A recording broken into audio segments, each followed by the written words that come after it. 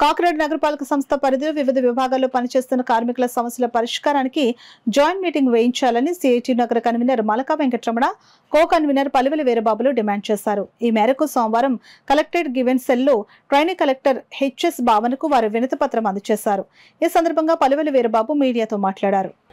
Covid సందర్భంగా నియమించబడిన special sanitation వర్కర్స్కి 6 నెలలుగా జీతాల్లో క్లాప్ వాహనాలు కూడా చాలా కాలం ఆగిపోయి ఇప్పుడు గ్యాస్ వాహనాలు బయటకు వచ్చినాయి, పెట్రోల్ వాహనాలు రేపు వస్తాయని చెప్తున్నారు.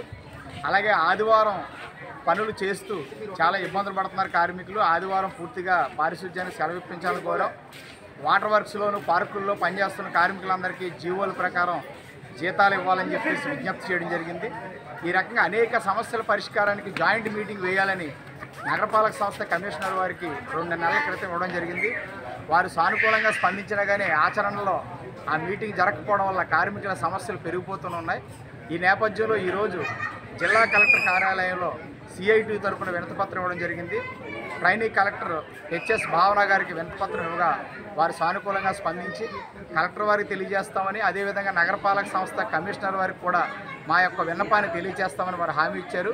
సిఐటి తరఫున జిల్లా గ్రీవెన్స్ అధికారులకి ధన్యవాదాలు తెలియజేస్తున్నాం. నగరపాలక సంస్థ అధికారులు, ముఖ్యంగా కమిషనర్ వారు ఒక సానుకూల దృక్పథంతో స్పందించి కార్మికుల సమస్యల పరిష్కారానికి కృషి చేయాలని సిఐటి తరఫున విజ్ఞప్తి చేస్తున్నాం.